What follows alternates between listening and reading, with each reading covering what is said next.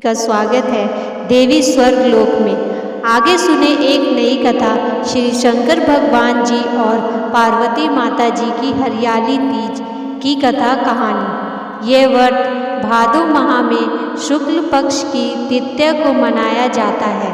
यह उत्सव महिलाओं का है। भारत की अन्य राज्यों में अलग अलग नामों से जाने जाते हैं। यूपी बिहार में कजरी तीज और राजस्थान में हरियाली तीज के नाम से जाना जाता है।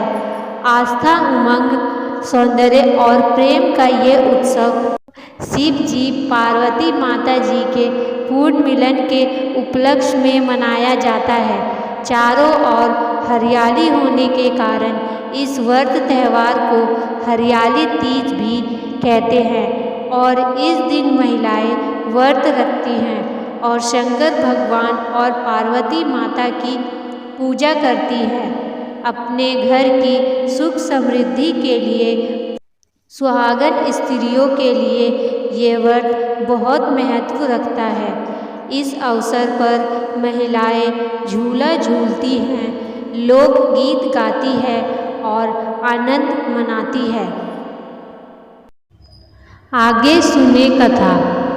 श्री भोले शंकर भगवान जी बोले, हे गौरी, पर्वतराज हिमालय पर स्थित गंगा के तट पर तुमने अपनी बाल अवस्था में 12 वर्षों तक अधोमुखी होकर घोर तप किया था। इतनी अवधि तुमने अन्न न खाकर पेड़ों के सूखे पत्ते चबाकर व्यतीत किए। माघ की विकराल ठंड में तुमने निरंतर जल में प्रवेश करके तप किया। वैशाख की जला देने वाली गर्मी में तुमने पंचाग्नि से शरीर को तपाया। सावन की मूसलाधार वर्षा में खुले आसमान के नीचे बिना अन्न जल ग्रहण किए समय व्यतीत किया। तुम्हारे पिता तुम्हारी कष्ट साध्या तपस्या को देखकर बड़े दुखी होते थे। उन्हें बड़ा क्लेश होता था। तब एक दिन तुम्हारी तपस्या तथा पिता के क्लेश को देखकर नारद जी तुम्हारे घर पधारे। तुम्हारे पिता ने हृदय से अतिथि सत्कार करके उनके आने का कारण पूछा। नारद जी ने कहा, गिरिराज, मैं भगवान विष्णु के भेजने पर यहाँ उपस्थित हुआ हूँ। आपकी कन्या ने बड़ा कठोर तप किया है। इससे प्रसन्न होकर वे आपकी सुपुत्री से विवाह करना चाहते हैं। इस संदर्भ में आपकी राय जानना चाहता हूँ। नारद जी की बात सुनकर गिरिराज गदगदा उठे। उनके तो जैसे सारे क्लेश ही दूर हो गए। प्रसन्नचित होकर वे बोले, श्रीमान, यदि स्वयं विष्णु मेरी कन्या से विवाह करना चाहते हैं तो भला मुझे क्या आपत्ति हो सकती है। वे तो साक्षात ब्राह्मण हैं। हे महाश्री, यह तो हर पिता की इच्छा होती है कि उसकी पुत्री सुख संपदा से युक्त परिवार के घर की लक्ष्मी बने।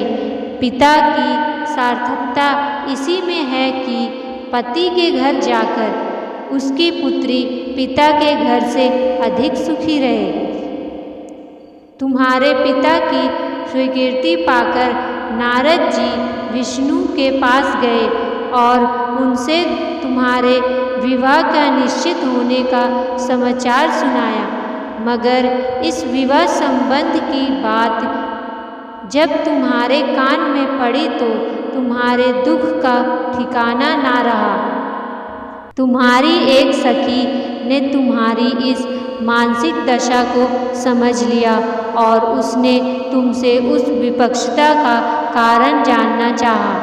तब तुमने बताया, मैंने सच्चे हृदय से भगवान शिव शंकर का वर्ण किया है, किंतु मेरे पिता ने मेरा विवाह विष्णु जी से निश्चित कर दिया।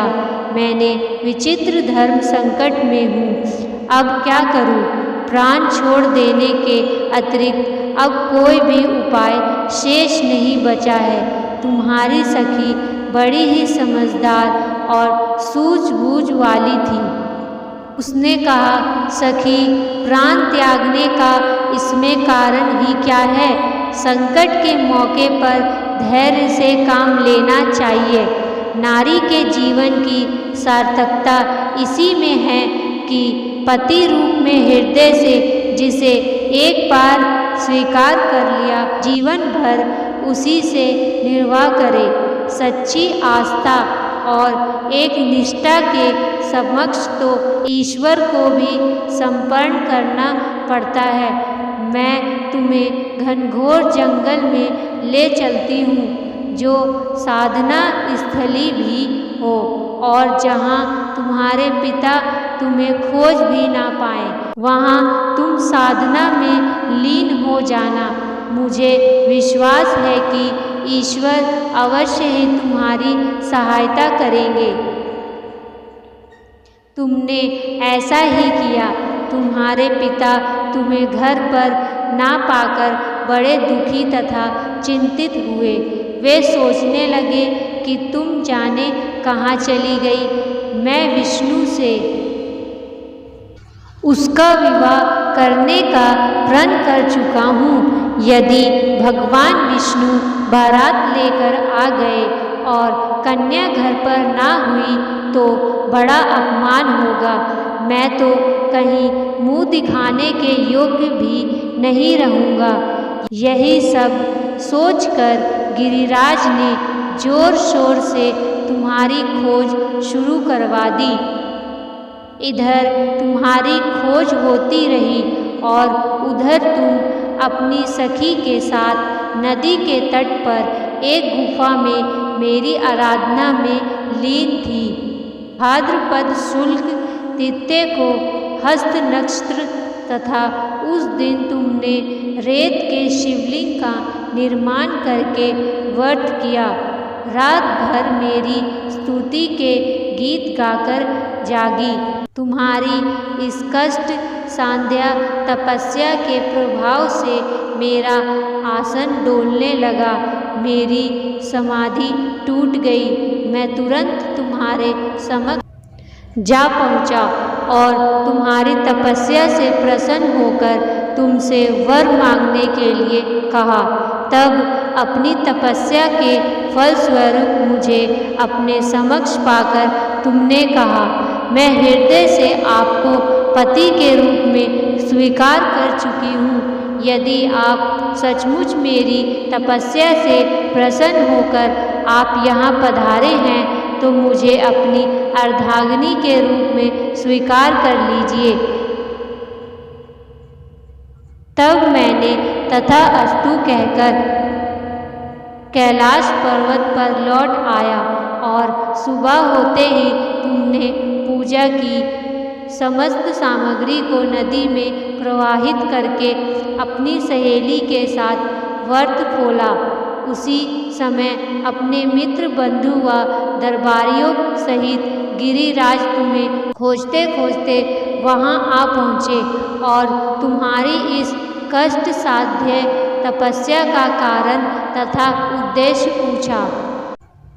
उस समय तुम्हारी दशा को देखकर गिरिराज अत्यधिक दुखी हुए और पीड़ा के कारण उनकी आंखों में आंसू उमड़ आए थे। तुमने उनके आंसू पोंछते हुए विनम्र स्वर में कहा, पिताजी, मैंने अपने जीवन का अधिकांश समय कठोर तपस्या में बिताया है। मेरी इस तपस्या का उद्देश्य केवल यही था कि मैं अपने महादेव को पति के रूप में पाना चाहती थी। आज मैं अपनी तपस्या की कसौटी पर खरी उतर चुकी हूँ। आप क्योंकि विष्णु जी से मेरा विवाह करने का निर्णय ले चुके थे, इसलिए मैं अपने आराध्य की खोज में घर छोड़कर चली आई। अब मैं आपके साथ इसी शर्त पर घर जाऊंगी कि आप मेरा विवाह विष्णु जी से ना करके महादेव जी से करेंगे। गिरिराज मान गए और तुम्हें घर ले गए। कुछ समय के पश्चात शास्त्रों विधि विधान पूर्वक उन्होंने हम दोनों को विवाह सूत्र में बांध दिया। हे पार्वती, भाद्रपद की शुक्ल तिथि को तुमने मेरी आराधना करके जो व्रत किया था उसी के फल स्वरूप मेरा तुमसे विवाह हो सका। इसका महत्व यह है कि मैं इस व्रत को करने वाली कुंवारी कन्याओं और सुहागन स्त्रियों को मनवांछित फल देता हूँ। इसलिए सौभाग्य की इच्छा करने वाली प्रत्येक कन्याओं और स्त्रियों को यह व्रत पूरी आस्था और निष्ठा से रखना चाहिए। यह व्रत भाद्र शुक्ल पक्ष तिथि को हरियाली तीज के रूप में मनाया जाता है। हर हर महादेव। अगर आप सबको ये कहानी अच्छी लगी तो और बहुत सारी कहानियाँ सुनने के लिए मेरे चैनल को सब्सक्राइब करें और घंटी को दबाएं, जिससे आपको मेरे नई कहानियों का नोटिफिकेशन पहले मिलेगा। थैंक यू, धन्यवाद आप सभी को।